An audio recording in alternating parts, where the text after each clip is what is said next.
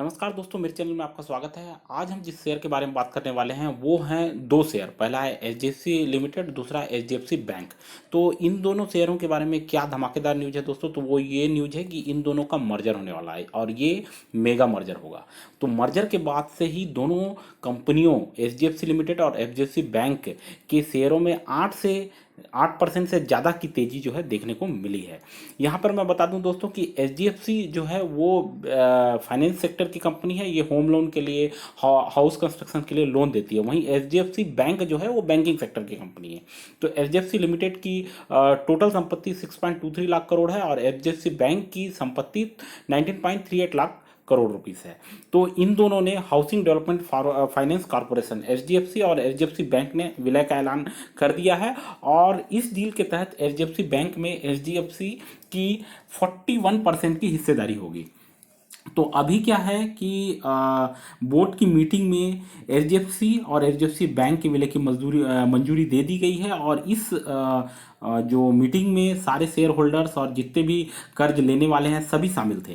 तो एचडीएफसी ने कहा है कि इस डील का मकसद है एचडीएफसी बैंक के हाउसिंग लोन पोर्टफोलियो को बेहतर बनाना और इसका जो कस्टमर बेस है, मौजूदा कस्टमर बेस, उसको बढ़ाना। ये जो विलय है ये फाइनेंशियल ईयर 2024 की दूसरी या तीसरे क्वार्टर में ये पूरा हो जाएगा।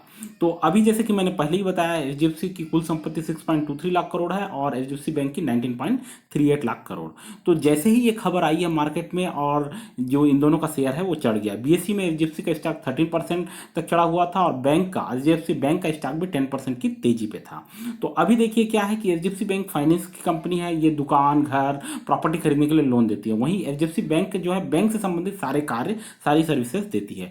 तो ये मर्जर क्यों हुआ, तो ये मर्जर क्यों हुआ ये समझते हैं दोस्तों। सरकारी बैंकों और न्यू एज फिनटेक कंपनियों के बढ़ते कंपटीशन के कारण से ये एचडीएफसी जो समूह है उसकी ये दोनों कंपनियों के मर्जर की बात काफ़ी समय से चल रही थी। और उन्होंने मतलब मैनेजमेंट ने ये डिसाइड किया कि इसको मर्ज होने के बाद क्या होगा कि इनका जो बैलेंस शीट है वो बहुत बड़ा हो जाएगा।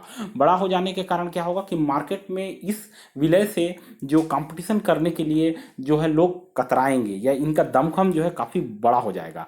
ये जो विलय है, ये जो मर्जर है वो एचडीएफसी लिमिटेड के लिए बहुत प्रॉफिटेबल होने वाला है दोस्तों, क्योंकि उनका बिजनेस जो है वो थोड़ा कम था, कम प्रॉफिटेबल था और एचडीएफसी बैंक ज़्यादा अच्छा परफॉर्म कर रही थी। तो बिजनेस के हिसाब से एचडीएफसी लिमिटेड को ज़्यादा फायदा होगा। और अगर पोर्टफोलियो का हिसाब देखें तो वो लोन पोर्टफोलियो जो है वो एचडीएफसी बैंक का ज़्यादा मजबूत होगा। और वो क्या करेंगे कि अपना जो प्रोडक्ट्स है वो ज़्यादा से ज़्यादा लोगों को ऑफर कर सकेंगे, क्योंकि एचडीएफसी लिमिटेड जो है वो लोन देने का ही काम करती थी। तो अब शेयर धारकों पे इस मर्जर का क्या इफेक्ट होगा, तो एचडीएफसी लिमिटेड और एचडीएफसी बैंक के विलय के तहत क्या होगा, एचडीएफसी लिमिटेड के हर 25 शेयर के बदले एचडीएफसी बैंक के 42 शेयर दिए जाएंगे।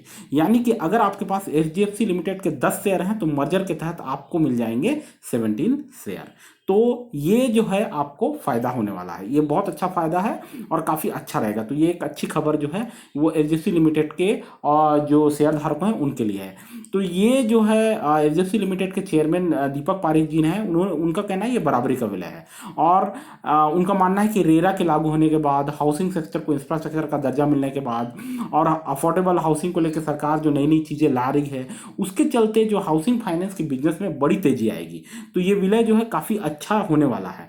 तो इसके चलते जो दीपक पारेख जी हैं वो ये कह रहे हैं कि जो नए नए बैंकों के लिए रेगुलेशन बना दिए गए हैं तो उन सब के चलते अभी जब ये विलय हो जाएगा तो बैलेंस शीट जो है बहुत बड़ी हो जाएगी। बड़ी बैलेंस शीट होने के लिए क्या होगा कि बड़ा जो लोन है इंफ्रास्ट्रक्चर के लिए उसका जो इंतजाम भी है ये विलय, ये जो समूह है वो ये कर पाएगा।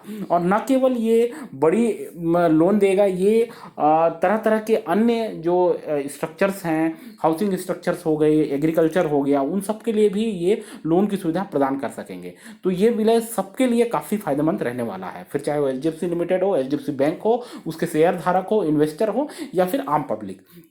तो दोस्तों आप भी इस खबर को ध्यान से जो सकते हैं इस पे नज़र बनाए रखें और इसको नज़र बनाते हुए इन दोनों शेयरों के जो मोमेंट को, जिस पे अभी तेजी दिखी जा रही है, उस पे नज़र बनाए रखते हुए उस पे आप निवेश कीजिए। और अगर आपने निवेश करके रखा हुआ है तो आप उसके हिसाब से अपनी रणनीति बनाइए, प्रॉफिट ट्रिप कीजिए और फायदा कमाइए। तो दोस्तों इसी तरीके से मेरे चैनल देखते हैं, पसंद आए तो सब्सक्राइब करना ना भूलें। थैंक यू, धन्यवाद।